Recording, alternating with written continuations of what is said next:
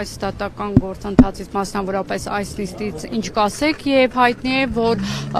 սեփազանների գործով մեղադրող դատախազ Արման Բաղդասարյանը սեփական դիմումի հիման վրա հրաժարական էր ներկայացրել, դուք դա ինչով եք պայմանավորում, արդյոք ճնշումների արդյունքում էր, թե այլ շարժառիթ։ Իր իրավունքն է, անկեղծ ասած չեմ ցանկանում մեկնաբանել,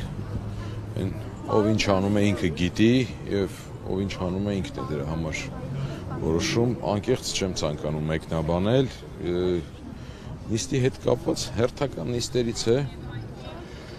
տեսնում եք, սկզբում դատախազների կողմից որոշակի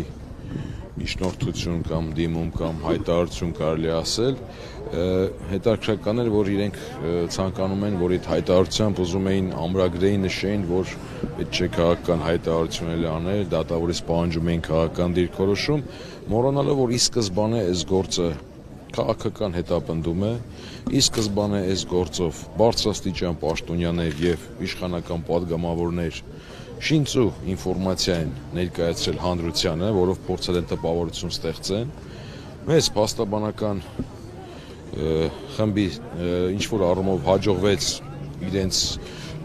անհավասար պայմանների գործիքակազմի պայմաններում, քանի որ իրենք հանրային հեռուստաընկերությունից են օգտվում, իսկ մեր առջև այդ դռները փակ են, բայց վստահ եմ, որ մեզ հաջողվեց հանրությանը ներկայացնել ցույց տալ, որ այս գործը ի սկզբանե շինծու է եղել, որ այս ամբողջ ընթացքը ֆարս է, որ սա քաղաքական հետապնդման ցայտուն դրսևորում է,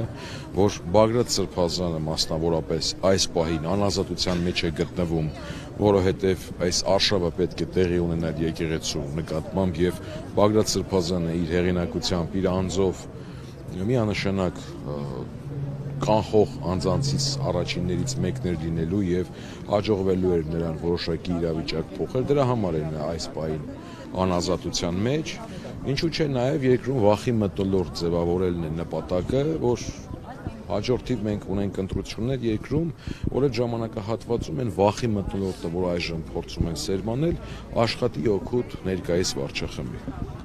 Այսպես դեռ շարունակում են իշխանական կողմից այն հարցադրումները, որ Գյուլելու մասին հայտարարությունը ըստ էության մոնտաժված չէր եւ ում էր ուղղված այդ խոսքը։ Մենք բազմիցս ներկայացրել ենք, որ դա կոնտեքստից կտրված խոսք է, շատ հիմնավոր կերպով Հովհաննես Խոտոյանը նույնիսկ այնտեղ որոշակի նյութ էր պատրաստել, որով ցույց էր տալիս, թե ինչ է կատարվել, ոնց է կատարվել։ Կրկին անգամ չեմ ուզում անդրադառնալ, որովհետև բազմիցս ենք ներկայացրել, միայն կարձանագրեմ, կհիշեցնեմ այն, որ դա կոնտեքստից կտրված էր, դա մարդկանց զրույց էր եւ դա ապագայի հետ կապված էր այն առումով, որ եթե երկրում լինի ժողովրդավարական ճանապարհով իշխանափոխություն, օրենսդրական բարեփոխումներից հետո ինչպես կարելի է պայքարել օրենքի ուժով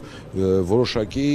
իրավախախտների նկատմամբ։ Սա ընդամենը զրույց էր, երկու անձանց, երկու մտերիմ անձանց զրույց էր, որը կոնտեքստից կտրված հատվածը դրվել է քրեական գործում եւ որն էլ շահարկելով, օգտագործելով եւ պարլամենտում եւ հանրային հեռուստաընկերությամբ փորձ արվեց ինչ-որ պիտակներ կպցնել եւ հանրության մոտ տպավորություն ստեղծել, որ իբր գործ ունենք ահաբեկիչների հետ, այն դեպքում որ վստահ են, որ արդեն ողջ հանրությունը համոզվում է օրորի, որ այս ամենը շինծու էր եւ այս ամենը հենց ստեղծված էր կրկին նշենք այն հանգամանքը, որ նրա համար, որ այսօր Բագրատ Սրբազանը լինի անազատության մեջ, ինչու՞ չէ նաև անազատության մեջ է նմանատիպ պատճառներով Միքայել Սրբազանը, Արշակ Սրբազանը, այս պատճառներով Մկրտիչ Սրբազանը